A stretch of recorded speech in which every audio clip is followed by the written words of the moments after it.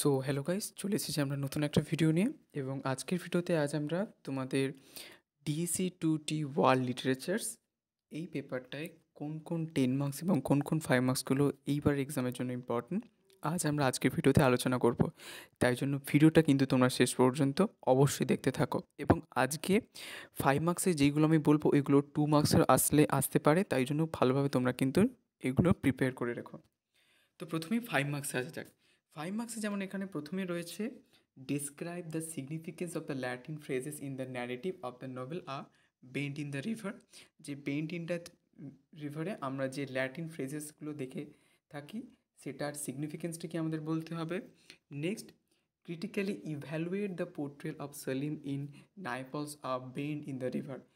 Bent in the রিভারে সেলিমের যে পোর্ট্রিয়াল বা ক্যারেক্টার আমরা দেখতে পাই সেটা আমাদের একটু ছোট করে ইভ্যালুয়েট করতে হবে, এবং এটা 10 মার্কসগুলো আসতে পারে। এবং তারপরে রয়েছে briefly analyse the character of Indar in Bend in the River. Bend in the রিভারে ইন্দারের ক্যারেক্টারটা হালকা করে একটু দেখে রেখো তোমরা। নেক্সট, তারপর what motivates Michel to tell the story in blow Up. যে ব্লো আপে কোন মোটিভেশনের ফলে মাইচেল স্টোরিটা বলেছিল সেটা আমাদের বলতে হবে, অ্যাকচুয়ালি রিজন কী বলার। নেক্সট, তারপর critically comment on the character of the boy in blow up.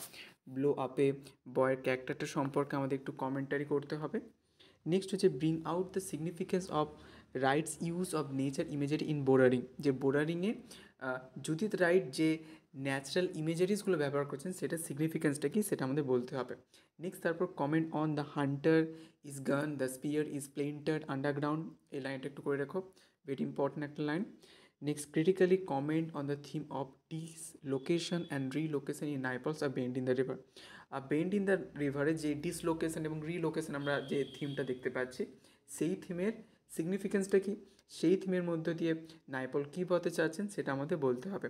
Next, তারপর briefly discuss the ending of Julio Cortazar's Blow Up. যে জুলিও কটাজার্সের ব্লো আপের এন্ডিংটা একটু আমাদের ডিসকাস করতে হবে। নেক্সট, তারপর critically comment on the appropriateness of the title of Julio Cortazar's Blow Up. যে জুলিও কটাজার্স ব্লো আপের যে টাইটেল, এই যে ব্লো আপ, এটার অ্যাপ্রোপ্রিয়েটনেস কতটা সেটা আমাদের উপর একটা কমেন্টারি করতে হবে। নেক্সট, তারপর and the tribal story lost in an alien tale, what does the poet try to convey here. তো এই যে এলিয়েন টেলের মধ্যে দিয়ে বা ট্রাইবাল স্টোরিটা কীভাবে যে এলিয়েন টেলের মতো হারিয়ে যাচ্ছে সেটা আমাদের একটা বলতে হবে, যে কীভাবে এটার মধ্যে দিয়ে কবি কী বোঝাতে চাচ্ছেন। নেক্সট, তারপর critically comment on the allusion to Cain in Wright's বোর্ডারিং। ভেরি ভেরি ইম্পর্টেন্ট কোয়েশ্চেন, যে বোর্ডারিংয়ে কেইনের অ্যালুশনটা আমাদের করতে হবে। এবং তারপর রয়েছে make a critical note on the title of the mystic drum. Mystic ড্রামের একটা টাইটেলের ওপর ক্রিটিক্যাল একটা নোট তোমরা বানিয়ে রেখো, কারণ এটা 10 মার্কসেরও আসতে পারে। নেক্সট, তারপর the mystic drum in my inside explain. Mystic Drum থেকে নেওয়া হয়েছে, এই লাইনগুলো একটু করে রেখো। নেক্সট, তারপর she only smiled with a shake of her head explain. Next, তারপর and the dead to dance and sing with their shadows, okay explain. And turn away never to beat so loud anymore explain. এটা last লাইনটা very very important question Mystic Drum থেকে, অবশ্যই কিন্তু এই 5 মার্কসগুলো তোমরা করে রেখো। এবার যা যাক 10 মার্কসে। 10 মার্কসের জন্য প্রথম কোয়েশ্চেন হচ্ছে the theme of a bend in the river is often regarded as a justification for European colonization। যে ইউরোপিয়ান কলোনাইজেশন উপর যে আমরা যে বেন্ড ইন দ্য রিভারের মধ্যে যে থিমটা দেখতে পাচ্ছি সেটা আমাদের অ্যাকচুয়ালি বলতে হবে। নেক্সট, তারপর do you agree with the opinion, এবং এই ওপিনিয়নের সাথে তুমি কি এগ্রি করো। জাস্টিফাই ইউর অ্যান্সার, তোমার অ্যান্সারকে জাস্টিফাই করো with close reference to the text, এবং টেক্সটে ক্লোজ রেফারেন্সের সহায়তায়, ওকে। বা এরকমও কোয়েশ্চেন আসতে পারে, would you consider Naipaul's of Bend in the River a post colonial novel. যে বেন্ট ইন দ্য রিভারকে কি আমরা একটা পোস্ট কলোনিয়াল নোভেল বলতে পারি। সাবস্ট্যান্সিয়েট ইউর অ্যান্সার, এবং আমাদের অ্যান্সারের উপর সাবস্ট্যান্সিয়েট করতে হবে। নেক্সট, তারপর Naipaul's a Bend in the River is a meandering trail of reconciliation of the self and the world discuss. এই কোয়েশ্চেনটা ওভারঅল করে রাখো। তো বেন্ট ইন দ্য রিভার থেকে কোয়েশ্চেনের সম্ভাবনা খুবই বেশি, তাই একটা কমপ্লিট নোট কিন্তু তোমরা অবশ্যই বানিয়ে রেখো। নেক্সট, তারপর আমাদের নেক্সট কোয়েশ্চেন হচ্ছে in Julio Cortazar's Blow Up perspective is central of recording and translating reality discuss বা critically comment on the narrator's preamble in blow up.